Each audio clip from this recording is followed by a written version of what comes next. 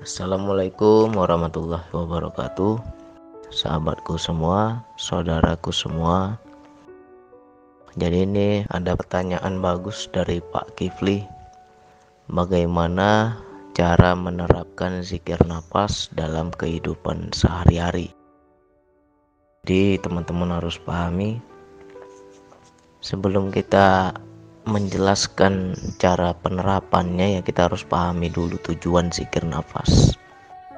Tujuan zikir nafas adalah hanya sebuah metode, hanya sebuah alat, atau hanya sebuah kendaraan untuk mengaktifkan kesadaran jiwa kita, sehingga kita mencapai keberisanan kepada Allah. Kita mencapai ihsan. Nah, setelah kita mencapai ihsan, di situ dalam kehidupan sehari-hari barulah kita terapkan. Jadi bukan zikir nafasnya yang dibawa, tetapi manfaat zikir nafas itu untuk meraih keberisanan. Setelah ihsan, baru kita aplikasikan dalam kehidupan. Jadi kita juga harus pahami, banyak tuh di Al-Quran itu perintah kita disuruh berzikir sebanyak-banyaknya. Allah nggak pernah menentukan jumlahnya berapa banyak. Apakah 1000 kali sehari semalam, apakah 20.000 kali, apakah 200.000 kali, kita nggak pernah tahu berapa banyak. Allah hanya mengatakan sebanyak-banyaknya. Jadi makna sebanyak-banyaknya ini nggak ada hitungan sebenarnya, ya. Makna sebanyak-banyaknya nggak ada hitungan, nggak ada istilahnya ditentukan harus berapa banyak. Jadi sebanyak-banyaknya itu harus kita pahami juga. Allah bilang, berzikirlah kamu sebanyak-banyaknya, baik dikala duduk, berdiri, dan berbaring. Nah, jadi macam mana tuh zikir duduk, berdiri, berbaring? Ini yang kita harus kupas lagi, harus kita pahami lagi. Bagaimana kita akan ketemu kalau kita hakikat makna zikir itu aja kita nggak paham, ya.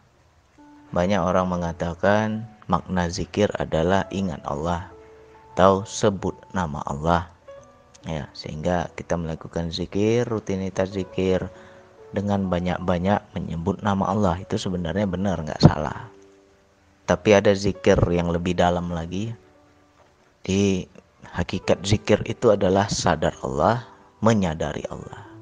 Jadi kalau dikatakan zikir yang sebanyak-banyaknya dikala duduk, berdiri, berbaring, itu segala aktivitas kehidupan kita harus ada rasa ketersambungan kepada Allah.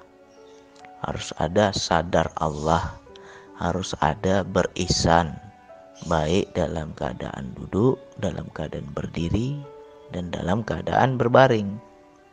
Nah, kalau kita bisa menerapkan ihsan tadi dalam kehidupan, dalam setiap gerak hidup, berarti zikir nafas kita itu sudah teraplikasikan.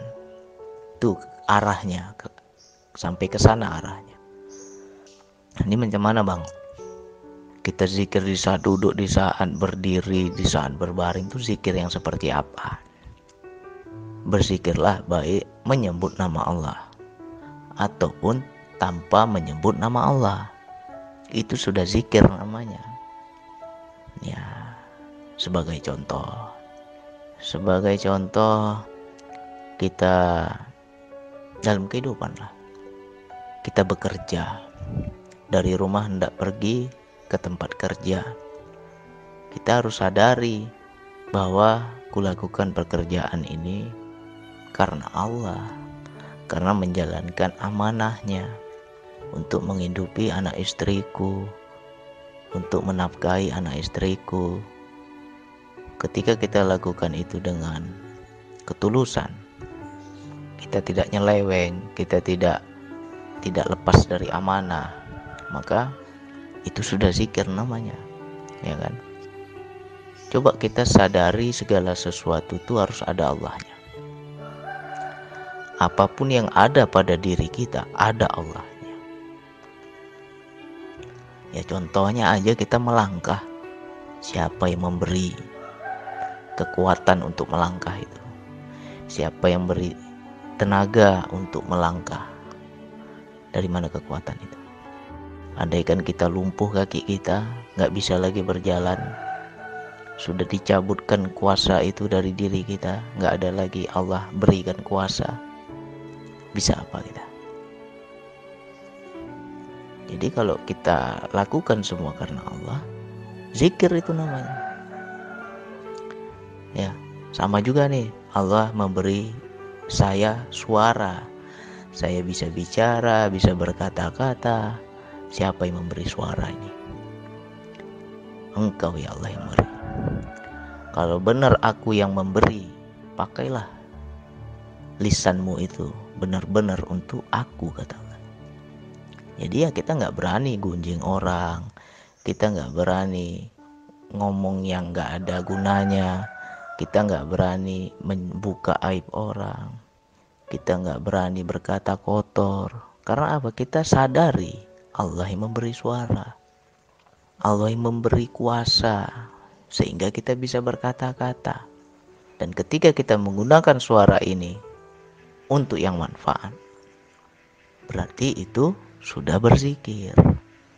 Ya, sudah berzikir. Ya, banyak dalam kehidupan contoh-contoh. Dikasih tangan, ya kan? Pakailah yang baik. Sadari ini dari Allah, amanah dari Allah. Masa kita pakai tangan untuk mencuri? Masa kita pakai tangan untuk memukul? Masa kita pakai tangan untuk melukai orang lain? Berarti kita nggak ada zikir di situ. Ketika kita menyadari semua darimu ya Allah, Engkau yang memberi kekuatan. Itu namanya zikir. Ya, jadi yang dikatakan sebanyak-banyaknya itu ya dalam segala gerak. Makanya nggak ada hitungan dalam segala aktivitas, ya kan? Dikasih mata, bisa melihat, ya. Pakailah mata ini untuk melihat yang halal. Ya, udah dikasih oleh Allah, bisa melihat kita. Masa kita gunakan yang nggak benar? Kalau kita misalkan mata ini melihat yang nggak benar, aku takut berdosa ya Allah. Nggak sanggup aku memakai mata ini untuk yang keburukan, yang nggak halal, yang nggak diridhoi Allah. Akhirnya kita memalingkan pandangan kita. Itu sudah zikir namanya. Itu contoh-contoh zikir dalam kehidupan, ya kan? Itu contoh-contoh. Letakkan sesuatu pada tempatnya, pada kebaikan, dan di situ ada rasa sambung pada Allah. Berarti kita sudah zikir. Begitu juga dalam beribadah. Kalau betul kita itu sudah sadar Allah, nggak berani kita menyombongkan ibadah kita. Ya, kita sholat tiap hari. Rupanya ada teman kita yang nggak sholat, gitu. Atau keluarga kita, anak istri kita nggak sholat. Kita ajak, nggak mau juga dia sholat. Akhirnya apa? Kita marah. Kita marah karena dia nggak mau sholat. Ketika kita marah berarti kita ada ego, berarti nggak zikir. Ya. Apakah banyak orang yang seperti itu? Banyak. Ya. Kalau betul-betul dia berzikir, dia akan merasakan Allah yang dekat. Aku diberi kekuatan ibadah ini dari Allah. Mungkin orang lain belum dapat seperti itu, makanya aku nggak berani maksa. Paling aku hanya mengajak aja, mau dan nggak mau yaitu aku kembalikan pada Allah. Penting tugasku hanya mengajak, bukan memaksa. Banyak di antara kita yang ketika sudah kuat ibadahnya, di situ timbul kesombongan. Setiap hari kita tahajud di tengah malam, nggak putus tuh tiap hari tahajud. Ketika melihat orang lain nggak bisa seperti kita, kita angkuh, kita sombong, kita merendahkan. Berarti orang tersebut tidak berzikir. Kenapa bang tidak berzikir? Karena dia tidak menyadari siapa yang memberi kekuatan sehingga dia bisa bangun di tengah malam. Siapa yang memberi kekuatan itu? Sanggup kita? Hebat kali lah manusia nih kalau dia merasa itu karena kekuatanku, hebat kali lah. Padahal itu karena Allah. Allah yang memberi kekuatan. Ayo bangun, sholat.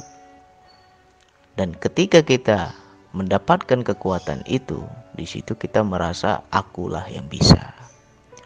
Akulah yang sholat. Akulah yang kuat. Akulah yang hebat. Tapi kita nggak pernah menyadari semua itu dari Allah. Berarti orang tersebut belum berzikir. Ya, seperti itu harus kita terapkan dalam kehidupan. Jadi zikir yang sebanyak-banyaknya itu ya dalam segala gerak. Duduk, berbaring, berdiri. Ada nggak tuh ketersambungan kita? Kalau ada, berarti itu sudah zikir yang sebanyak-banyaknya. Baik menyebut nama Allah maupun tanpa menyebut nama Allah. Yang penting kesadarannya sudah ada karena Allah. Banyaklah contoh-contoh. Jadi macam mana bang kita bisa mencapai ke tahap itu? Latihlah zikir napasnya. Zikir napas ini ibarat anak tangga atau ibarat kunci. Kita mau masuk ya ibarat kuncinya zikir napas ini. Biar aktif kesadaran jiwa kita. Biar aktif keberisanan kita kepada Allah. Ya. Kalau orang sudah mencapai yang namanya ihsan tadi, kesadaran yang tertinggi, gak adalah sombong kepada dirinya.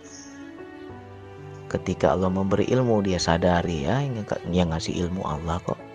Ketika aku banyak taunya, ketika aku berilmu, ketika aku pintar bukan mampuku, karena aku dikasih tahu Allah. Jadi kalau aku pintar ya karena Allah yang memberi ilmu. Sehingga tidak ada pengakuan diri terhadap dirinya. Di situ berarti orang tersebut sudah berzikir. Ya. Itu yang dibilang zikir yang sebanyak-banyaknya. Terapkan dalam kehidupan. Makanya banyak para pengamal zikir napas itu ya kalau saya bilang dahulunya itu ya kita bisa dibilang jauhlah dari Allah. Hatinya mati, ya. Sombong, apalagi macam-macam. Tetapi ketika mulai mengamalkan zikir nafas, di situ ada panggilan, ada kesadarannya. Apa-apa Allah. Kok aku selalu melihat Allah ya? Kok aku menyaksikan Allah? Kok segala sesuatu kayak disenter oleh Allah ya? Sehingga apa? Segala gerak hidup kita selalu dalam pengawasan Allah. Di situ kita jadi lebih bertakwa. Jadi takwanya itu bukan kita mampu, bukan kita hebat, enggak. Ketika ihsan tadi otomatis takwa. Mendengar azan, nah di situ nyambung dia ke Allah. Oh Allah yang panggil diriku. Ayo sholat, Allah yang panggil. Tapi kalau kita nggak ada ihsan tadi, nggak ada zikir tadi ya gimana? Numpang lewat aja lah tuh.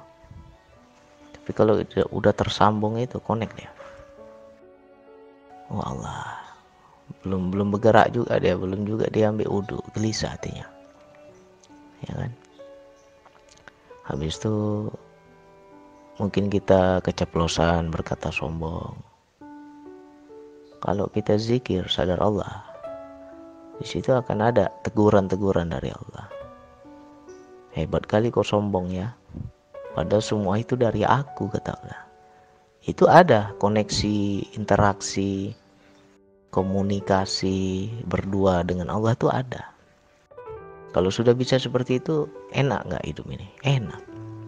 Salah sedikit akan cepat ditegur Allah. Hebat kau sombong ya. Padahal semua dari aku, kata Allah. Kau pula yang mengakui atas dirimu. Dan situ gemetar kita. Nggak berani ya Allah, ampun ya Allah. Jadi awalnya zikir nafas. Awalnya zikir nafas, kita latih, kita amalkan setiap hari. Ketika zikir itu sudah hidup, sudah terinstal, maka kesadaran jiwa kita akan aktif. Ketika kesadaran jiwa kita akan aktif, maka di situ kita akan mencapai yang namanya ihsan. Nah, ketika sudah mencapai ihsan, di situ kita akan lebih bertakwa kepada Allah. Jadi takwa kita itu ketika udah hidup hati kita atas kesadaran, bukan karena disuruh, bukan karena diajak, bukan karena gimana-gimana, atas kesadaran diri sendiri.